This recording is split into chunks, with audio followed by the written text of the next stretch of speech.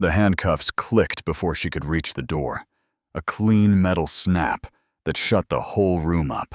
5 days earlier, that same woman had taped a yellow notice to my farmhouse demanding $8,400 in past due HOA fees for land that sits in open fields, not a cul-de-sac in sight. She looked me in the eye at 6 a.m., smiled like she owned Sunrise, and said utilities would be restricted and access enforced if I didn't comply. Yeah, that happened. My name's Evan Carter. I moved back to Wilder County to buy my parents' place after 10 years, hunched over servers and audit logs, and the farm is as ordinary and holy as you'd hope. 18 acres of hay, a porch you can lean on, a barn that groans in the wind like an old friend. The first afternoon back, I found the notice taped to the doorframe like a dare, big bold letters, and a circular seal that looked official if you squinted from the driveway. I set it under a lamp and did my thing. Zoom in, check pixel edges on the seal, look up statute numbers. And the codes wore the right jacket with the wrong bones. Someone had mimicked the format but botched the substance, and the QR up top bounced between short links before dying in a ditch. I told myself to breathe, told myself it was nothing, told myself a lot of things, until the knock hit at dawn, and a woman in a charcoal blazer stepped onto my porch like my railing was her conference table. "Good morning, Mr. Carter. I'm Brianna Cole, President of Prairie Crest Community Council," she said.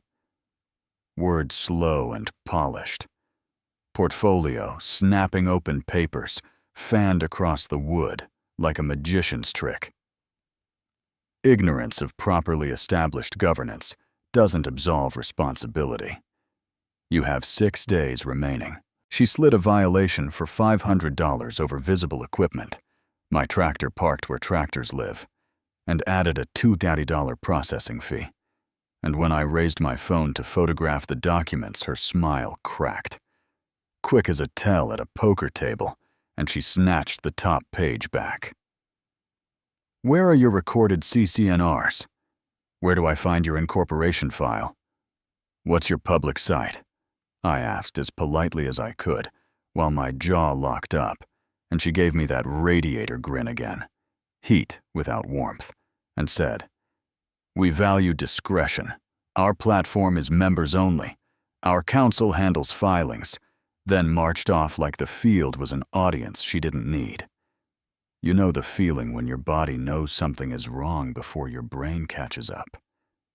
Like every cell in you goes on alert. That was me on that porch, holding a phone that suddenly felt silly against a machine built for intimidation. By 10, the certified letter arrived from Kensington and Rhodes' legal threatening suit. In 48 hours, the address mapped to a UPS mailbox. The phone line was a receptionist who couldn't produce a bar number, and before lunch, 3 flyers turned up along my ditch, telling neighbors to report continuing violations to a hotline. Cheap ink smearing my fingers as I pulled them apart under a lamp and found the faint yellow microdots most folks never notice, a printer's fingerprint, matching the dots on my porch notice. The afternoon call came smooth and forgettable. A man named Donovan, as a courtesy urging immediate payment to avoid foreclosure, and I kept my voice easy as a lake and asked for his bar number. Let the silence hang there long enough to record the shape of it. Because in my state, one-party recording is legal, and I was very much a party. The next morning, I drove to the county building, red brick humming fluorescence, the smell of paper and floor wax, and asked the recorder's office for any CCNRs touching my parcel, any HOA overlays, any Prairie Crest paper trail at all. And Ms. Marjorie Kemp gray hair. Exact movements brought out plats back to 1979, fingered through maps and stamps, and shook her head in a way that counted as a verdict. No covenants recorded on agricultural parcels out there, no overlay, and I don't see any county filing for Prairie Crest," she said, then lowered her voice just enough to make me listen harder. "You're not the first to ask about rural HOA claims that don't exist in our system." On the stairwell, my phone buzzed with a text from an unknown number. "Stop digging or face consequences. This is your only warning." And it was so on the nose, I almost laughed right there on the landing, which I'll admit is a weird place to feel brave. Back at the farm, an email hit from a handle called Plain Neighbor 92, telling me to check Ordinance 2011 Section 14B, and the PDF it pointed at carried a little trap in the metadata that would have folded a careless computer in half, which told me I wasn't up against amateurs with clipboards. I was up against people who liked blending legal cosplay with cyber tricks. People who counted on fear to keep folks from asking basic questions. Help rolled up wearing scuffed boots and a face weathered by weather. A pickup I'd seen pass slow twice in as many hours. Pulled in and a man stepped out, offered a handshake that fit the day. "Name's Caleb Morton, down by the cottonwoods." "Heard you got a notice," he said, and I trusted him faster than reason would approve. Maybe because he looked at the fields before he looked at me. He took a sip of coffee, walked to his truck, brought back a dusty tablet tapped to file, and there she was on video. Brianna in a ball cap, directing 3 people in county-looking vests, while they swapped real county markers for fake Prairie Crest corridor signs on a Tuesday afternoon, when most folks were at work, frame freezing just long enough to see a plate number. The kind of evidence that makes your heartbeat sink to the timestamp. They cherry-pick. Caleb said, eyes back on the road. Widows' recent inheritances. People living alone. They tried me last month. Wrong pasture, and the corner of his mouth moved like a joke he wasn't telling yet. Next morning, he showed up with someone who carried the room differently. Small, sure-footed sleeves pushed a laptop that meant business. "I'm Ava Reynolds, Property Law," she said. "Caleb says you don't roll over," then opened a spreadsheet that made my stomach go cold. 12 victims across 3 counties' amounts, split into transfers just under thresholds.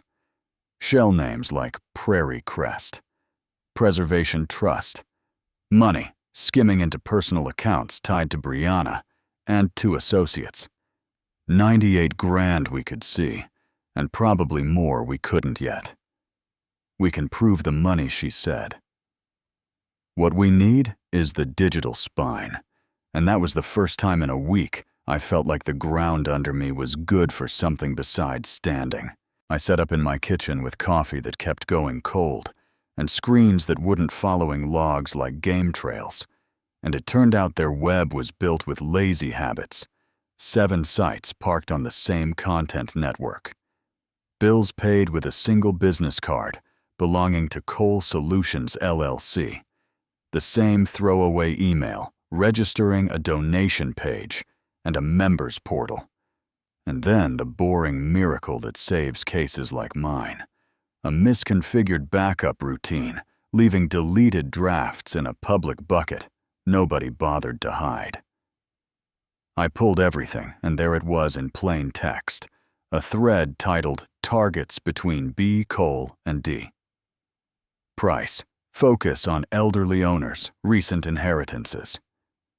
Anyone living alone without local family, avoid parcels within 2 miles of town, use flyers to create social pressure. And I felt my jaw get tight in a way I don't recommend, because anger can make you clumsy if you let it. We spent midnight building a playbook, county records that said no authority. Caleb's video of sign swaps. The bank flows, Ava traced the printer microdots and GPS that landed in Hawthorne Industrial Park. The hosting account that tied the fake outfits together, and the calendar block for Tuesday night's county board meeting open to the public. Utilities invited, sheriff notified, and I said a line about fear and clarity that sounded corny the second it left my mouth and still felt true in my chest. The room was packed by the time the gavel rapped. Boots, ball caps, church dresses, reporters near the dais smelling a story. And I sat in front with a cheap projector that suddenly felt like a weapon. Ava beside bankers' boxes like fortifications, Caleb in the back, pretending his camera didn't exist. Brianna came in polished and unreal portfolio, tucked like a badge. A tall man in a suit behind her introduced himself as Counsel Donovan Price and took the mic to say they'd served the region since 2019, and standards protect values, and some people don't like rules, which is one way to introduce yourself to a room full of people you've been shaking down. Ava went first, short and surgical. No CCNRs recorded, no state incorporation for Prairie Crest, no legal path to cut water or block roads. Then handed me the lane, and I stood up with a mouth like sand and plugged in the projector. I didn't try to be clever. I pointed and explained. 7 sites, 1 content network, 1 card, the records that tied them. Flyers and porch notice printed on the same device, microdots like fingerprint GPS tags, pointing straight to the industrial park. And Donovan did what you'd expect, called digital evidence, unreliable. And I nodded, because sometimes it is. Which is why you cross-check logs against billing records, against physical dots. And then I put up the slide that makes a room breathe together. Registrar record, showing prairiecrestcouncil.com. Created February 12th this year, 9:06 a.m., alongside a fresh clip from his on-mic claim of serving since 2019. And I let the math sit there in the quiet. Ava rolled the bank flows. Caleb cued the road video. The frame froze on Brianna in a ball cap, telling men in counterfeit vests where to plant a lie, and the board chair asked for any lawful documentation to contradict what we'd shown. Filings, orders, covenants, anything. And Brianna reached for her portfolio and didn't unzip it. Turned for the door instead, and the sheriff stepped in front of her and said, "Ma'am, I'm going to need you to stand still," and the handcuffs clicked like a period at the end of a week that tried to run without grammar. I didn't cheer, I just finally let my shoulders drop and realized I'd been holding my breath for days. That should be the neat ending, right? But as people bundled their coats in anger, I watched a water district supervisor turn his phone face down on a text he didn't want seen. Saw a county road guy fail to meet Caleb's eyes. And late that night, Ava sent a photo of a new flyer from the next county. Different logo, same layout. Sandstone Agricultural Standards Council. A fresh mask for the same trick, which is the part of the story I wish I didn't have to tell. I walked my fence line at first light, breathed air that tasted like clean metal, and thought about widows writing checks because somebody knocked early and spoke like a rule book. Thought about how power dresses up as paperwork and hopes you won't ask its name. Thought about how many people never get a Caleb or an Ava on their porch. And I decided to tell it this way. Plain, no hero soundtrack, just receipts and voices in a room that finally lined up in the same direction. So let me ask you, where do you draw the line between order and overreach? Have you seen standards used like a hammer when a conversation would have done? Do folks judge rural people as easy marks? Or is that just another way to say, nobody knows their neighbors anymore? Did I handle it right? Or would you have paid to make it go away?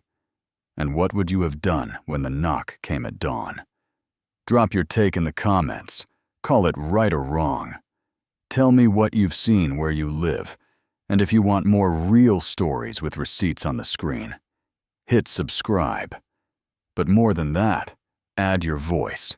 Because justice isn't a solo act, it's a chorus. And some days, the only way to drown out a fake seal is to sing louder together.